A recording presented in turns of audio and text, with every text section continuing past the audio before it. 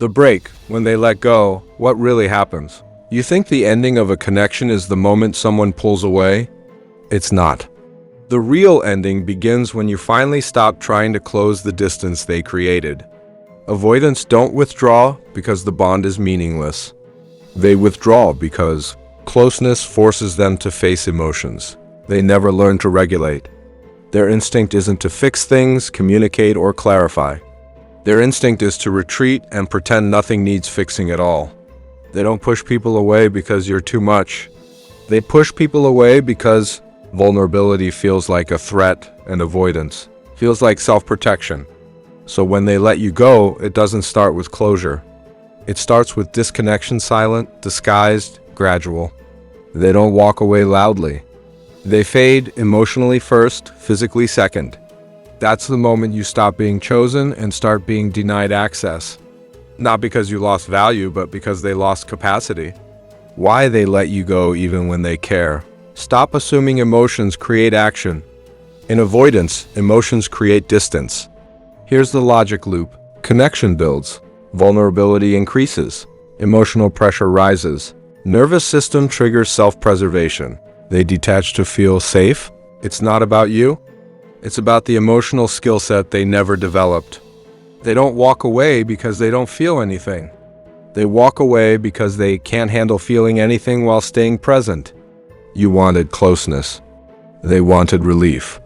Both of you acted perfectly in line with your emotional programming. When you stop reaching out, here's where the power flips. Avoidants don't feel the loss when they leave. They feel it when you stop trying to pull them back. When you go silent, a few things happen simultaneously. The emotional responsibility shifts back onto them. The attention they took for granted disappears. The pursuit stops, so the validation ends. They lose the safety net of your effort.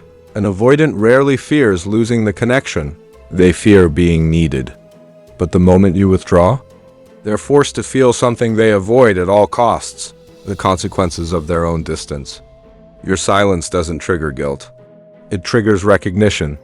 They finally see who held the connection together, who emotionally invested, who carried the weight, who tried while they retreated. The truth isn't poetic. It's simple. They didn't lose you when they walked away. They lost you when you finally stopped walking toward them. When your freedom starts to grow, at the beginning, silence isn't empowerment, it's withdrawal. But here's the shift. The longer you stay silent, the more you realize the connection only survived because you kept feeding it. Avoidants don't lose partners, they lose suppliers of emotional stability. Once you detach, you stop serving that role. Instead of being the person who waits, explains, reassures, and stabilizes, you become the person who chooses themselves. That's when the emotional narrative flips. They let you go to feel safe. You let them go to finally breathe. You step out of the dynamic. You stop defining yourself by what they withhold. And the moment you choose freedom over emotional labor, that's the moment their regret starts forming quietly, slowly, and always too late. The delayed consequence. Avoidants don't experience regret during separation. They experience it during comparison.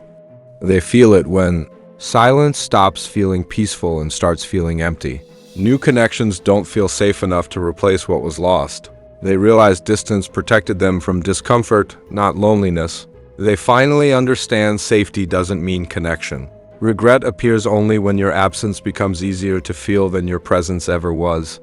And it will, not because you punish them, but because the version of you they pushed away no longer exists. The regret, when your freedom exposes their loss. Avoidants don't regret losing people in real time. They don't feel the break while it's happening. They feel it when there's finally nothing left to return to. Their emotional processing is delayed because distance is their coping tool. The moment they let you go, they feel relief, not loss. But relief doesn't last.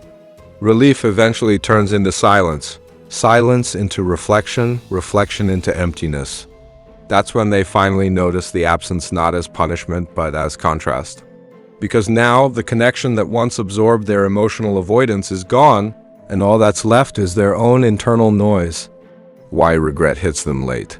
Avoidants don't grieve endings. They grieve realizations. Regret hits when The silence becomes uncomfortable instead of peaceful. Distractions lose their effect. New connections demand emotional engagement. Their avoidance no longer has somewhere to hide. They don't miss you because you left. They miss you because you stopped being available to absorb their fear. There's a difference. They didn't lose you. They lost access to the version of you that tolerated the distance. When your freedom becomes the mirror, detachment isn't just leaving. It's evolving. Once you pull your energy back, your standards shift. Your emotional tolerance shrinks. Your priorities change. You stop negotiating for affection. You stop proving your worth. You stop performing for connection. And that's the version they never expected to lose. Avoidants count on one thing: you always returning when they retreat. When that pattern ends, their internal script collapses. Your freedom becomes proof of what they ignored. You were capable of leaving. You were never dependent. You healed the part of you that tolerated crumbs. You stopped defining love as endurance. That's when they finally realized what they chose to release wasn't a threat. It was the safest connection they ever had. Why they come back when you're done? Avoidants circle back for two reasons. Not because they evolved, but because you stopped filling the void. Not because they suddenly value connection, but because they finally feel the cost of losing it. Returning doesn't mean growth. It often means discomfort. They come back when silence hurts more than vulnerability. Control no longer feels like power. Losing you becomes real, not hypothetical. Connection feels safer than emptiness. Their return is not proof of love. It's proof of delayed awareness. They want the emotional benefits without the emotional risk. Your job is to not confuse revival with responsibility. You change while they cycle. The biggest misunderstanding is assuming both sides evolve equally. They don't. You evolve forward. They cycle backward. You process the pain, integrate lessons, build identity outside the relationship, create emotional independence, detach without resentment. They retreat, avoid, return when uncomfortable, seek comfort without accountability.